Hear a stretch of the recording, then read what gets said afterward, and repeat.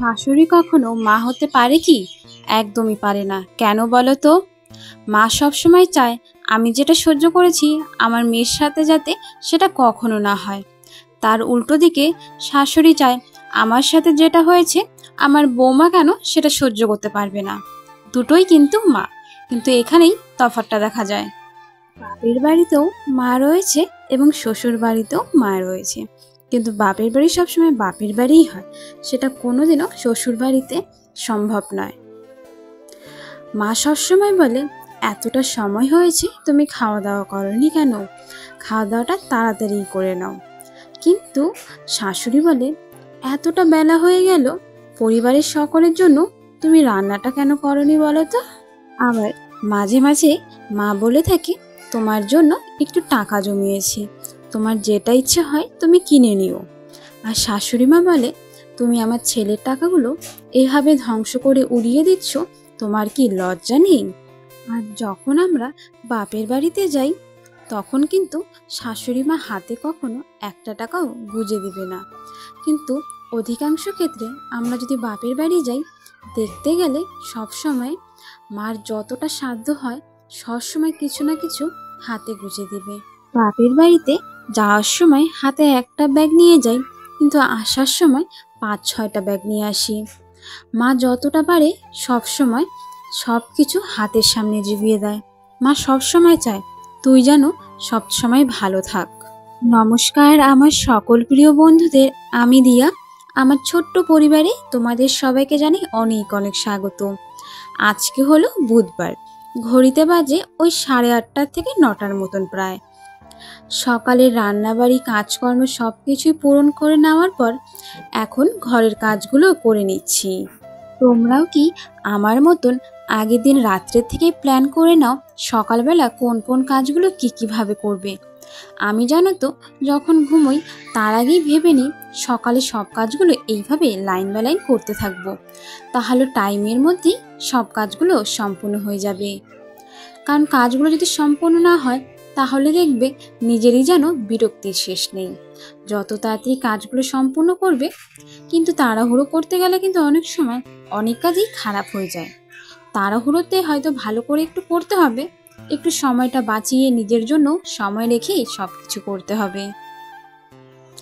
কারণ তোমারটা কিন্তু তোমাকে নিজেকেই দেখতে হবে, অন্য কেউ এসে কোনোদিনও দেখবে না তুমি কতটা খাটুনি করছো, কতটা রেস্ট করছো। তাই নিজেরটা সবসময় নিজে অবশ্যই দেখা উচিত। অন্যেরটা তো সবসময় দেখবই, সেটা আমাদের দায়িত্ব কর্তব্য সব কিছুর মধ্যেই পড়ে, সেটা আমরা সারাক্ষণ করেই চলি। কিন্তু তার মানে এই নয় যে নিজেকে অবহেলা করে চলবো। তো দেখো বন্ধুরা, তোমাদের সাথে তো অনেকগুলো গল্প করলাম, তার সাথে আমি এদিকে অনেকগুলো কাজও করে নিলাম। তো কালকে আমি অনেক জামা কাপড় ধুয়েছি, কিন্তু আজকে সকালে ওঠার পর দেখি আরও 2-1টা জামা কাপড় রয়েই গেছে যেগুলো ধোয়াই হয়নি। তো আজকে সকাল সকালই সেগুলো ধুয়ে দিচ্ছি, কারণ সকাল সকাল ধুয়ে দিলে শুকাবে। ওই 1টা বাজলে আমাদের বাড়িতে আর রোদ আসে না, ওই সামনের দিকে একটা বড় বাড়ি রয়েছে, তো তাই রোদটা আসতেই পারে না। কিন্তু এই রোদটাই দেখবে গরমের দিনে এমনভাবে বাড়িতে পড়বে যে বসারই কোনো জায়গা থাকবে না। আর তার উপর আমাদের বাড়িটা যেখানে, আশেপাশে কোনো গাছ নেই, সব বাড়ি আর বাড়ি। এজন্য শীতের দিনে যা একটু হলেও চলা যায়, গরমের দিনে আমাদের খুবই মুশকিল হয়ে পড়ে চলার জন্য। আমার যে সকল প্রিয় বন্ধুরা এখনো পর্যন্ত আমার ভিডিওর সাথে জুড়ে রয়েছো, তোমরা চাইলে ভিডিওটা লাইক, কমেন্ট, শেয়ার এবং সাবস্ক্রাইব করে আমার পাশে থাকতে পারো, সেটা পুরোপুরি তোমাদের ইচ্ছে। তো এদিকে দেখো অনেকগুলো কাজ করে নিলাম, কিন্তু আজকে ভাবলাম কি ঘরে না একটু ঝুলগুলো ঝেড়ে নিই।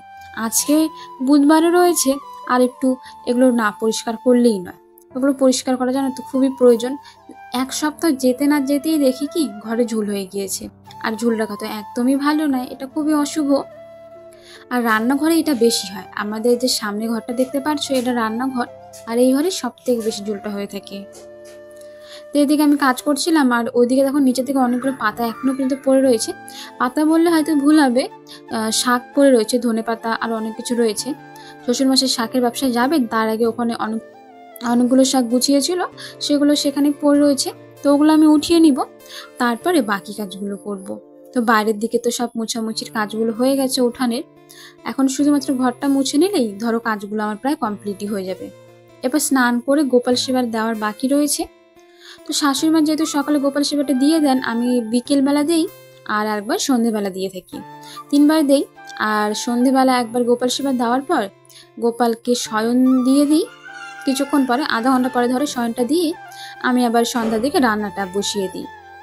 আমাদের আবার দুবারই রান্না হয়, একবার সকাল 6টার দিকে হয়, আরেকবার হয় ওই সন্ধ্যা 6টার দিকে, বলতে পারো 12 ঘন্টা পর অবধি আবার রান্না করা হয়। এদিকে ঘরটা তো মোছা হয়ে গেল, কিন্তু আমার ঘরের বাইরে দেখো সিঁড়ি নেই, কিন্তু বস্তা দিয়ে সিঁড়িটা আমি বানিয়েছি। কারণ ঘরে জানো তো ওই যে নিচে দেখতে পারছো লম্বা করে যে সিঁড়িটা, সেটা থেকে ঘরে উঠতে তো এইভাবে না খুবই কষ্ট হতো ঘরে ওঠা, কখন পড়ে যাই, হাত পা ভেঙে যায়। তো আমি কি করেছি, বস্তার মধ্যে মাটি ভরে নিয়ে এইভাবে উঁচু উঁচু করে দিয়েছি, এখন ঘরে উঠতে বেশ সুবিধে হয়। কিন্তু ওই একটাই মুশকিল, 1 মাস পর পর বস্তাগুলো খারাপ হয়ে যায়, ওই মাটি ভর্তি তো তো খারাপ তো হয়েই যাবে।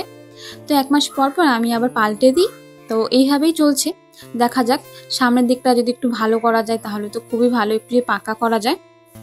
সবটা তোমাদের ভালোবাসাতেই হবে, তোমরা আমার পাশে থেকো।